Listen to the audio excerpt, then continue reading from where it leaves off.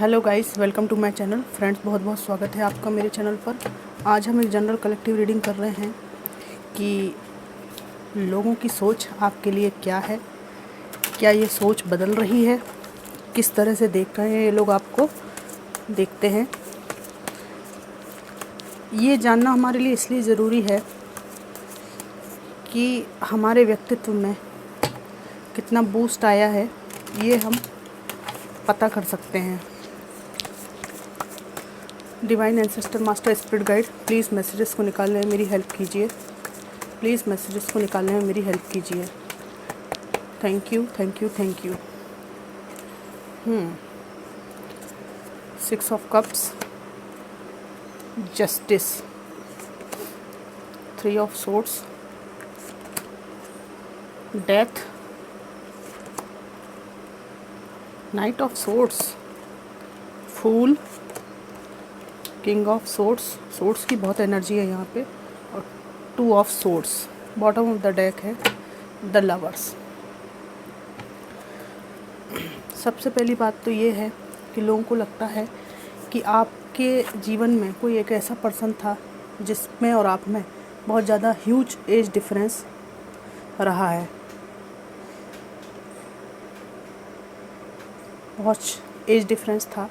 इनके प्यार में पड़कर आपने एक गलत निर्णय ले लिया और ये व्यक्ति किसी भी तरह से आपके योग्य नहीं था, ऐसा लोग मानते हैं। ये मेल फीमेल कोई भी हो सकते हैं, ठीक है।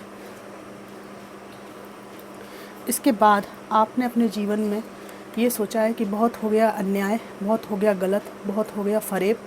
इसके बाद आपने अपने जीवन में ऐसे कदम उठाए हैं जो आपकी ज़िंदगी के लिए सही थे। लोगों का ये सोचना है, आप में से कुछ लोगों की ज़िंदगी में ऐसा है कि आपने थर्ड पार्टी सिचुएशन का सामना किया है या कर रहे हैं।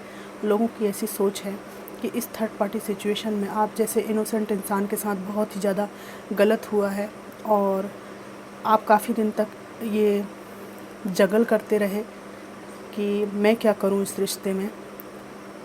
और कुछ लोग यहाँ पर अभी भी फंसे हुए हैं। लोगों की ऐसी सोच है कि आप में से कई लोगों ने इसी वजह से रिश्ता अंत किया है और जब तक ये अंत नहीं हुआ था, जब तक आप सफाई नहीं दे रहे थे अपने पर्सनल ज़िंदगी की, लोगों को पता नहीं था कि आप ऐसे चिड़चिड़े और ऐसे निराश, गुस्सैल क्यों हो रहे हैं। तब तक वो आपको गलत समझते थे।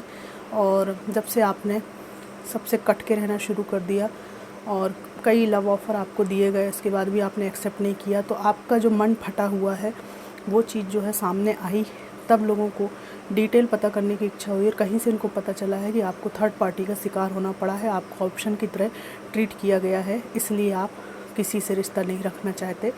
और यहाँ पर आपने कट ऑफ किया है अपने टॉक्सिक रिलेशंस को। लोग सोचते हैं कि इसके पीछे आपका ट्रॉमा है और अब ये लोग आपको समझ रहे हैं कि सही बात है, जिसके साथ इतना अन्याय होगा वो इस तरह का हो ही जाएगा। यहाँ पर लोगों की सोच ये है कि आप जो लोग आपको डिज़र्व नहीं करते उनको बहुत जल्दी कट करते हैं अपनी लाइफ से। नेगेटिविटी को आप पसंद नहीं करते। आपको ये है कि मुझे जो बचा हुआ जीवन है शांति से जीना है, मैं अकेला रहूं या अकेली रहूं, इससे किसी को कोई मतलब नहीं होना चाहिए। अपनी खुजान बंद करो, अपनी दिमागी खुजली जो है शांत करो, मेरे पीछे मत पड़े रहो, ठीक है। अपने काम से काम रखो। मैं अपने काम से काम रखता हूँ, रखती हूँ, आप भी रखिए, ठीक है। तो जो आपके ऊपर अटैक करते हैं, आप पे जिन्होंने भी किसी भी तरह का अटैक करने की कोशिश की है, उनको आपने बखूबी जवाब देना शुरू कर दिया। लोगों को लगता है कि आपका ये स्ट्रॉन्ग नेचर, आपका टिट फॉर टेट नेचर आपके पास्ट एक्सपीरियंस से आया है और ये घटना होना किसी के साथ भी स्वाभाविक है। यहाँ पर लोगों की ये सोच है कि आपने अपना नया जीवन शुरू करा है और इस वजह से ही लोग आपसे चिढ़ते भी हैं। मतलब जो लोग आपको अच्छी दृष्टि से देखते हैं, अच्छा सोचते हैं, वो दूसरे लोगों के बारे में ये सोचते हैं कि आपने अपना नया जीवन शुरू किया है, जिसकी वजह से कई लोग अपना हाथ मल कर रह गए हैं और लोगों को आपने बखूबी जवाब दिया है अपनी स्वतंत्र एनर्जी से। यहाँ पर किंग ऑफ सोर्ड्स का कार्ड भी है। आपका ऐसा है कि आप ना किसी भी तरह की जो नॉनसेंस चीज़ें होती हैं जो लाइफ के लिए ज़रूरी नहीं है, किसी भी तरह की नॉनसेंस चीज़ में आप फंसना नहीं चाहते। आपका ऐसा नेचर हो गया है, काम की बात करो और निकलो यहाँ से। किंग ऑफ सोर्ड्स का कार्ड है। इमोशंस आपके अंदर कम हो गए हैं। अब आप भावुकता से आप काम नहीं लेते। आपका उद्देश्य ये है कि भाई जो जीवन के लिए ज़रूरी है, जो सार्थक है, वो बात करो और निकलो यहाँ से। तो आपको एक डोमिनेटिंग एनर्जी में भी लोग देख रहे हैं कि पहले आप बहुत काइंड थे, बहुत डर जाते थे चीज़ों से, बहुत ज़्यादा, अति से ज़्यादा विनम्र और लोगों की सहायता करने वाले थे, लेकिन अभी आपने अपना स्टैंड लेना शुरू कर दिया है। अपनी बात को आप बहुत मजबूती से रखने लगे हैं, ये बात लोग सोचते हैं। और अगर आप ये नहीं करते तो आपका नया जीवन शुरू नहीं होता। आप अपने में अंदर से परिवर्तन किए बिना नया जीवन आपका ये शुरू नहीं होता। यहाँ पर आप कंफ्यूज रहते हैं और ये समस्या पास्ट से चली आ रही है, लेकिन इसके बाद भी आप लक्ष्य केंद्रित हैं, ठीक है। लक्ष्य को आपने नहीं छोड़ा है और जो भी गलती रही वो आपकी परिस्थितियों की रही, आपकी कोई गलती नहीं थी। यहाँ पर लवर्स का कार्ड है। एक बहुत अच्छे मित्र और प्रेमी के रूप में आपको जाना जाता है, जिसको आप मिल जाएंगे, उसकी ज़िंदगी में वारे न्यारे हो जाएंगे, ठीक है। तो आप कुछ लोगों का आपके ऊपर क्रश हो सकता है, लेकिन इनको पता है कि आपके अंदर इमोशंस अंदर भले हों, लेकिन अब आप इमोशंस से डिसीज़न नहीं लेते और आपको अब कोई बहका नहीं सकता। आप बहुत माइंडफुल हो चुके हैं, थॉटफुल हो चुके हैं।